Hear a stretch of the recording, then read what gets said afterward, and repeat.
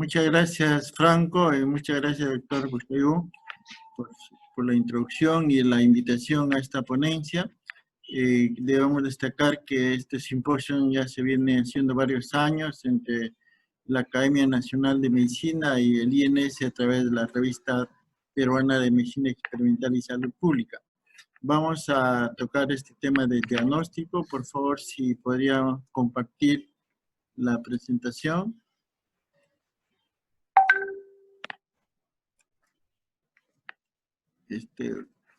Franco, ¿me podrías confirmar si se ve la presentación? Se ve muy bien, doctor. ¿Puede iniciar? Está bien.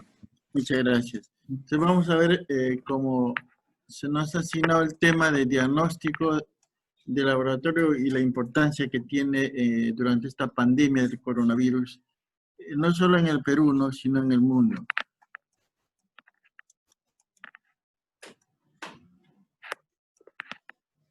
Bueno, vamos a ver la importancia del diagnóstico. Hay que destacar que tiene una importancia a nivel epidemiológico y a nivel clínico. Eso no hay que descartarlo así porque es importante el conocimiento de esto.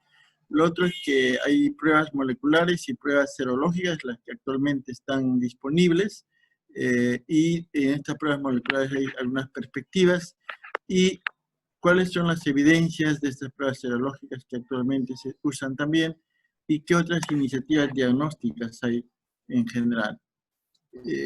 Podemos ver de que el diagnóstico está contribuyendo de manera importante al seguimiento epidemiológico de la pandemia.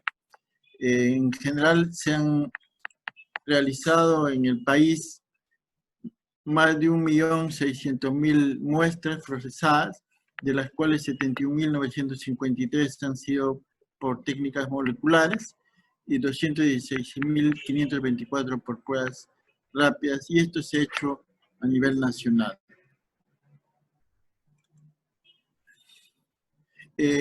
Los países con mayor incidencia de casos por millón de habitantes se pueden mostrar acá. El Perú está entre uno de ellos, en el caso de Latinoamérica, antecedido por Chile, que ha hecho una gran cantidad de muestras, ha procesado una gran cantidad de muestras. Y claro, la transmisión de la tasa de ataque a este virus es tan grande que en realidad si se mostrara a todos los que se han infectado, este número va a subir de manera significativa. Entonces, cuanto más pruebas se hagan, van a haber más diagnosticados. Y a veces si se hacen pocas pruebas, probablemente India, por ejemplo, es un país muy grande, con millones de habitantes y solo tiene 6.000. Entonces esto solamente nos dice cuántas pruebas hemos aplicado, porque en realidad la cantidad de infectados es mucho más que esto, ¿no? Por otro lado, si vemos una fecha, el 29 de junio, podemos ver en el Perú se han detectado 2.946 casos utilizando estas pruebas.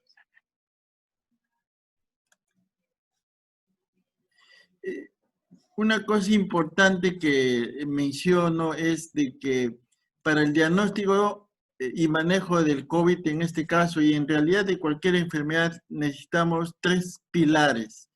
Uno es el aspecto epidemiológico, donde tenemos la situación y antecedentes epidemiológicos. El segundo pilar son las manifestaciones clínicas, como en este caso de la situación de antecedentes, estamos en una pandemia. Hay factores de riesgo como la obesidad, la hipertensión, enfermedades crónicas en general, son los aspectos epidemiológicos que uno debe tener en cuenta. Las manifestaciones clínicas clásicas que estamos viendo durante esta pandemia, y a esto se adiciona el aspecto de exámenes auxiliares, que incluyen pruebas de laboratorio, sean estas moleculares o sean pruebas serológicas. Y también se ha incorporado las pruebas, digamos, los exámenes por imágenes, tanto las tomografías, las radiografías y las ecografías. Entonces, es importante destacar esto porque a veces estamos esperando un diagnóstico para dar tratamiento o manejar a un paciente que está con distrés respiratorio y en realidad no amerita esperar una prueba si tenemos el antecedente epidemiológico, las manifestaciones clínicas, y eso es lo que debe darse prioridad. Las pruebas son para ver cómo es que se está desplazando el virus, cuál es la dinámica del virus y tomar las medidas de prevención y control. En cuanto al diagnóstico de laboratorio, tenemos estas dos pruebas y comparativamente lo hacemos a través de la historia de la enfermedad.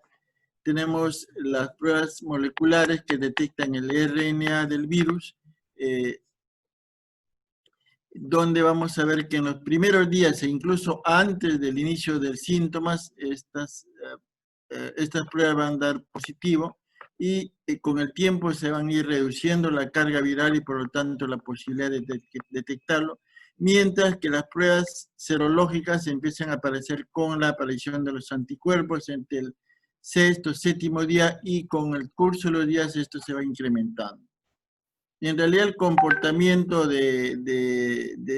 tanto de la carga viral como de los anticuerpos es similar a las enfermedades infecciosas. Sin embargo, lo que estamos viendo es que la aparición del IgM y IgG, en este caso, es un poquito más temprano, como el quinto o sexto día, y por otro lado aparecen juntos.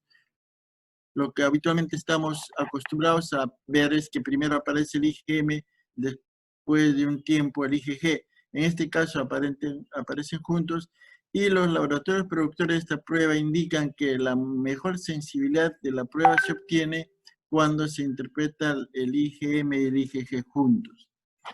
Las pruebas moleculares, tenemos los estándares de referencia, que estas pruebas que han sido desarrolladas por el Instituto Charité, que hemos tenido la visita acá del doctor Drexler hace unos días, que justamente hoy día han retornado, han tenido la oportunidad de visitar nuestro instituto y también Iquitos y Tumbes, y hemos tenido interesantes comentarios de parte de ellos acerca de lo que se está haciendo acá.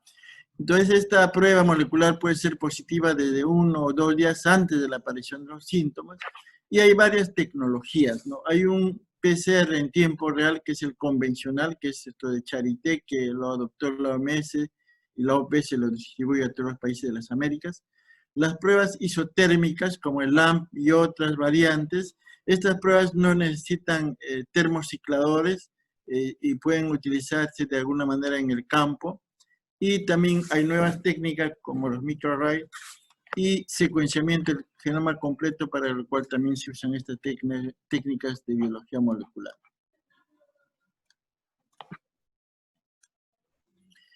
En el Perú, esta es la evolución de las pruebas en el tiempo. Al comienzo solo el INS estuvo haciendo desde que se obtuvo la técnica, prácticamente hasta la segunda semana de marzo.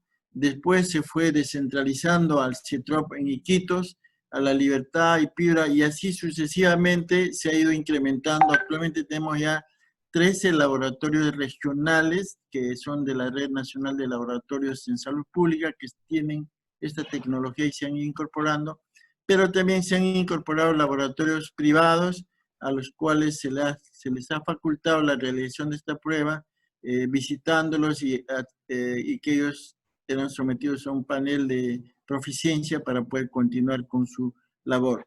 También tenemos universidades, entre ellas la San Agustín de Arequipa y Cayetano Heredia, también la Universidad Hermilio Valdizán de Huánuco la está haciendo junto con la Direza de Huánuco, y San Marcos también está pronto a incluirse.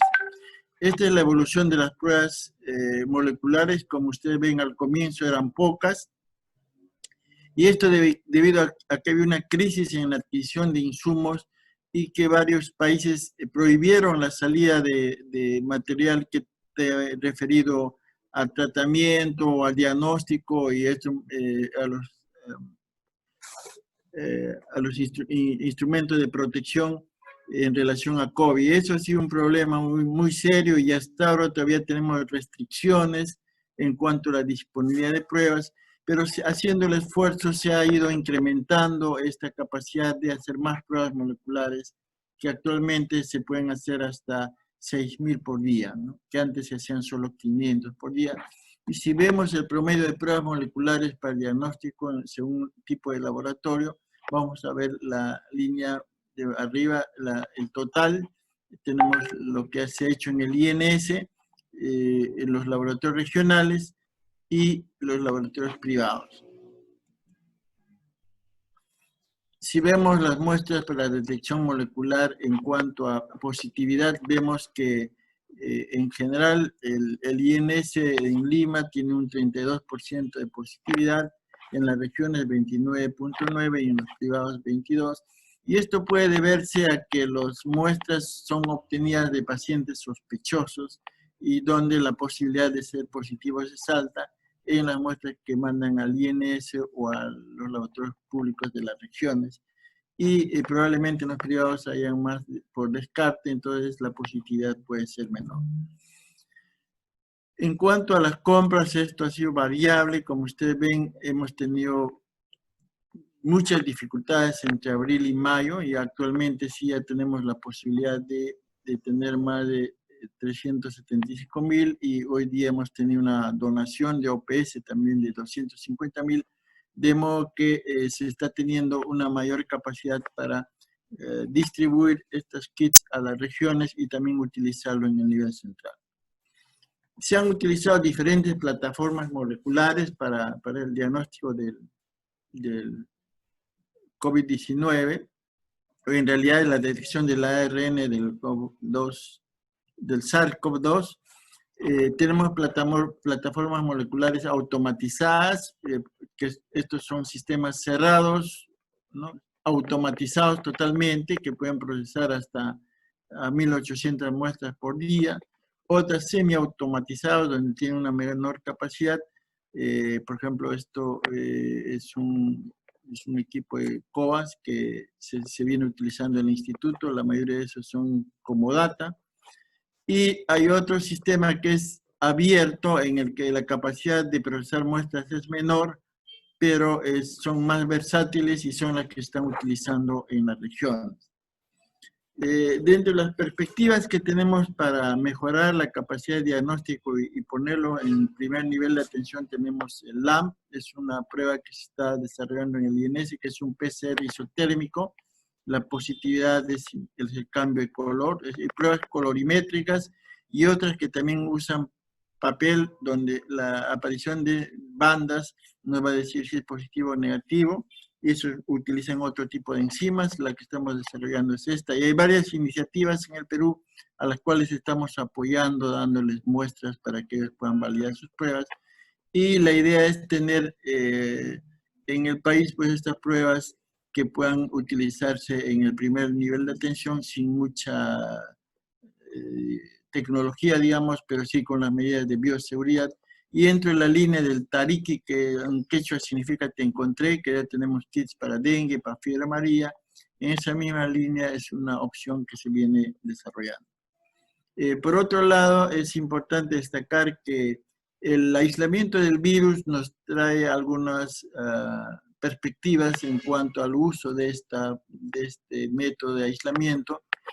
Una de las posibilidades es el apoyo al desarrollo de la vacuna, y también hay otras aplicaciones. El desarrollo de anticuerpos neutralizantes nos permite una evaluación más certera de la capacidad neutralizante que tienen los anticuerpos cuando se evalúan vacunas. Entonces, esto es una opción que podemos ofertar a quienes están evaluando vacunas. Y otras aplicaciones es que a partir de estos cultivos se están inactivando los antígenos para pues, hacer ELISA directo. Y si se tuviera estas pruebas, mediante un ELISA, en realidad casi todos los hospitales están en capacidad de hacer ELISAs. Si se tuviera un kit que detecta antígenos por un ELISA directo, tenemos una buena alternativa.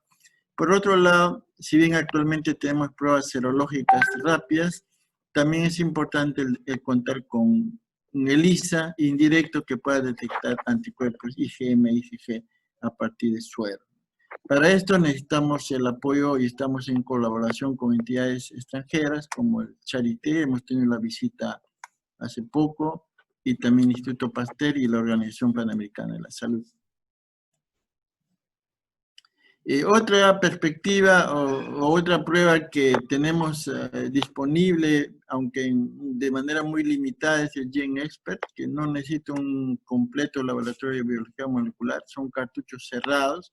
En el Perú hay 72 equipos y esta plataforma se usa para, ustedes conocen, para la carga viral y también para la determinación de tuberculosis, la resistencia a tuberculosis. Sin embargo, acá hemos tenido un problema de que estos reactivos nosotros habíamos programado para los lugares donde no tenían laboratorios de biología molecular. Sin embargo, cuando ya se dio la buena prueba, se adjudicó, resulta que el país productor impidió la salida de estos insumos y hasta ahora hemos tenido ese problema. Paulatinamente se está recuperando esa posibilidad y esa posibilidad todavía existe, ¿no? Por otro lado, tenemos las pruebas serológicas que ante la falta de capacidad de diagnóstico molecular a gran escala, se ha recurrido a estas pruebas que tienen una capacidad máxima al inicio de la epidemia que se hizo de 1000 al día, luego hasta 4000 por día y se puede hacer más dependiendo cuántos los aplican. Y la ventaja de estas pruebas, pues obviamente es de fácil implementación, son menos costosas y se podrían hacer en regiones alejadas y rurales.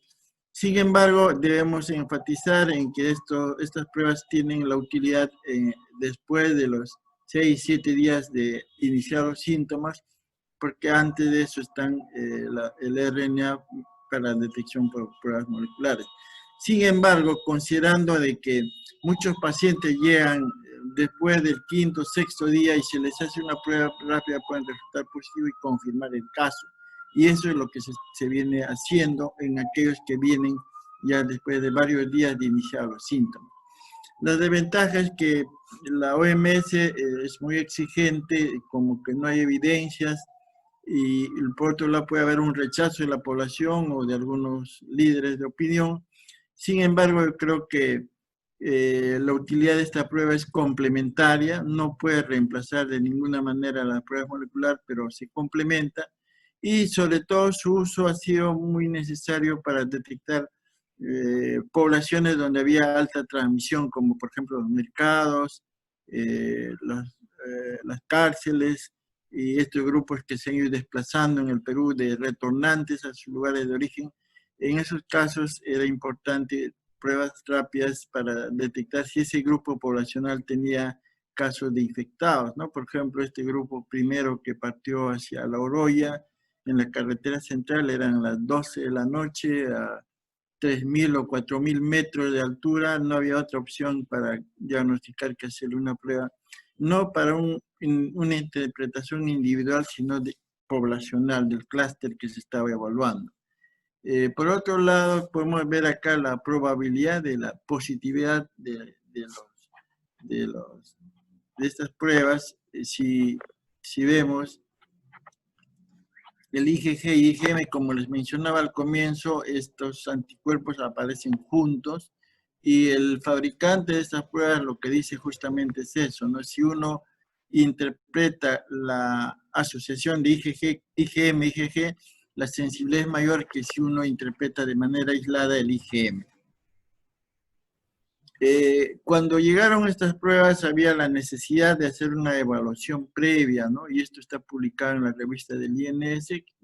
El título es la evaluación en condiciones de campo de esta prueba serológica rápida para la detección de IgM y IgG.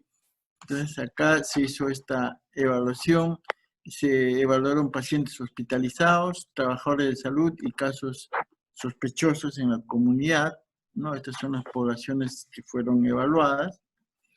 Y estos son los resultados que se han obtenido de positividad en comparación al PCR en hospitalizados. Por ejemplo, acá vemos como 75% de positividad.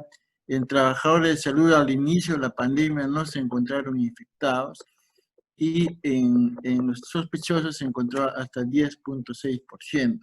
Y acá debemos destacar que en las evaluaciones que se hicieron de estas pruebas, se hicieron con sueros de pacientes que habían sido diagnosticados de COVID-19 y que tenían PCR positivo. Estas personas que tenían más de una semana de iniciados síntomas, esos sueros se usaron como referencia y se encontró pues que no había en realidad mucha reacción cruzada, porque se hicieron pruebas con sueros positivos para dengue, hepatitis y otras etiologías, VIH, sífilis, etc. Había 1 o 2 muestras que podían cruzarse con niveles indeterminados, pero en general no había reacción cruzada. Eso nos muestra que la especificidad de esas pruebas, aunque su sensibilidad puede ser variable. Entonces, si vemos en el tiempo, la sensibilidad de estas pruebas, si comparamos las pruebas moleculares y las pruebas rápidas, esto es lo que hemos encontrado en estas primeras evaluaciones que hicieron cuando estas pruebas ingresaron a nuestro país. Las pruebas moleculares al comienzo la sensibilidad es mayor, después decae, y las pruebas serológicas sí, al comienzo son bajas, después en la segunda semana evidentemente se hacen más sensibles. En relación luego de estas evaluaciones se definió cuáles eran las pruebas de laboratorio a utilizar en ese entonces. Entonces, si había un caso sospechoso con las manifestaciones clínicas, y esto está definido por el CDC, se le hacía la prueba rápida si resultaba esta asociación de IgM-IgG, si no reactivo, si era un caso moderado, severo o caso leve con factores de riesgo, una prueba molecular. Y este es el algoritmo que se ha venido usando y se sigue utilizando. Y esto pues, lo que hace ver es de que las pruebas moleculares siempre han sido consideradas, sino que si una persona llegaba al 6º, 7º día y la prueba salía positiva, esta prueba rápida obviamente era un caso confirmado, y si no era reactivo porque llegaba antes de que estas pruebas sean positivas, iban a una prueba molecular. Entonces, rápidamente se empezaron a usar estas pruebas porque las solicitudes de estas pruebas se incrementaron. Se iniciaron encuestas serológicas en sitios donde había alta transmisión, como hemos mencionado. Mucha gente exigía pruebas para sus familiares y la interpretación de la información no fue la mejor. Hubieron problemas y eso es importante destacar, que a veces se mezclaba sospechosos con encuestas serológicas, y eso creo es importante definir, que el reporte de casos confirmados se hace en aquellos sospechosos que tienen una prueba molecular o prueba serológica positiva, y ahí no se debe mezclar esto con las encuestas serológicas.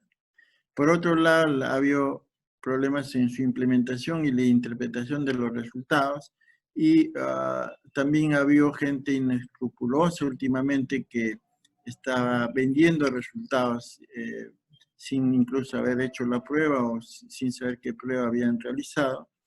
Y felizmente eso ya con una última resolución que ha salido, que ya no es necesario el uso de pruebas para el retorno, como también era la opinión del grupo de expertos, ese problema prácticamente está superando.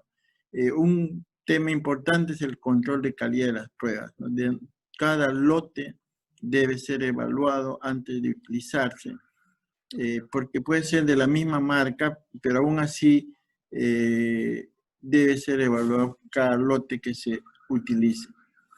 Hay una última revisión de Cochrane en relación a los test que identifican anticuerpos de la infección, y acá se muestra pues, de que la sensibilidad de estas pruebas se va incrementando conforme pasan los días, como se puede ver.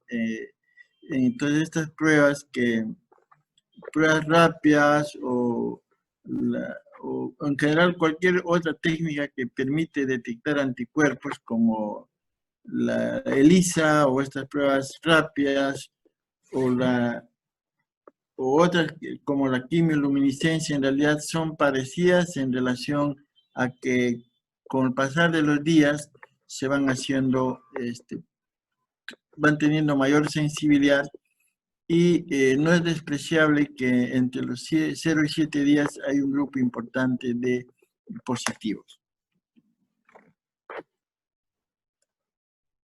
¿Y cuáles son los posibles usos para pruebas rápidas, ¿no? Para triaje rápido de sospechosos en la comunidad es bueno, ¿no? Sobre todo aquellos que tienen más de 6-7 días de inicio de síntomas. Hacer pruebas a contactos en casos confirmados también. Lo que se ha visto es que cuando un miembro de una familia se infecta, en realidad casi la mayoría de los miembros de esa familia van a estar infectados. Y el hacer estas pruebas puede confirmar los contactos forjamos nuestro grupo. Lo otra cosa importante es que estas pruebas pueden ser utilizadas para el análisis situacional y la vigilancia epidemiológica. En realidad es imposible hacer a cualquiera de estas pruebas a toda la población que tiene síntomas, de modo que estas pruebas deben ser utilizadas justamente para la vigilancia y para ver cómo es que se está desplazando este virus en las diferentes comunidades o regiones y para orientar las medidas de prevención y control. No se debe usar para la alta hospitalaria y tampoco debe ser una decisión para la vuelta al trabajo de los trabajadores, ¿no? En estos casos no se indica y se ha generado pues toda una controversia en cuanto a la interpretación del IgG, del IgM, porque estos anticuerpos pueden persistir semanas y no es que el virus esté excretando, simplemente es una respuesta inmune como en cualquier otra infección, de manera que 14 días después de iniciar los síntomas, en realidad ya la excreción viral no está presente y el riesgo de infección tampoco, si la persona está obviamente asintomática. Y entonces no es un criterio ni la prueba molecular ni la prueba serológica para estos casos del alta o para la decisión de la vuelta al trabajo, porque ya hay estudios que han mostrado que utilizando cultivo viral y el RNA subgenómico que nos indica una replicación viral entre el día 10 y 14 prácticamente desaparece eso y el riesgo de infección de estas personas no es tal como se piensa. Y por eso es que muchas decisiones, siempre ustedes han escuchado, los 14 días después ya no hay ese riesgo. Porque pueden haber PCRs aún positivos, pero eso no significa que el virus se está replicando, puede ser simplemente el RNA que se está detectando por la técnica, ¿no? Y una cosa importante es que la combinación de pruebas moleculares y serológicas puede mejorar esta capacidad de diagnóstico, ¿no? Si tenemos en cuenta los días después de inicio de síntomas, como ustedes ven, la posibilidad de detectar con pruebas moleculares está acá, con anticuerpos IgM, IgG, y si sumamos la prueba molecular con los anticuerpos totales, la posibilidad de hacer el diagnóstico es mucho mayor. Y a medida que pasan los días, esto puede llegar hasta el 100%. Entre otras alternativas diagnósticas están las pruebas antigénicas que evalúan la presencia de virus, pero hasta ahora todavía hay problemas con la sensibilidad, ¿no? Y todavía siguen estudios para mejorarlos. Hay otras técnicas isotérmicas que también están en estudio tanto en el exterior como en el Perú. Este grupo de Charité nos ha mencionado que ya tienen en camino una prueba molecular isotérmica que puede usarse en comunidades aisladas. Esperamos que con este acercamiento que hemos tenido podemos compartir esas pruebas.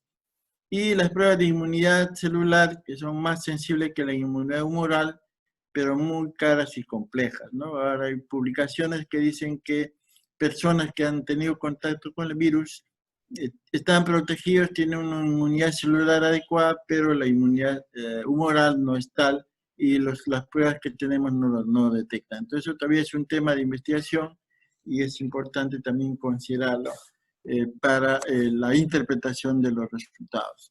Muchas gracias.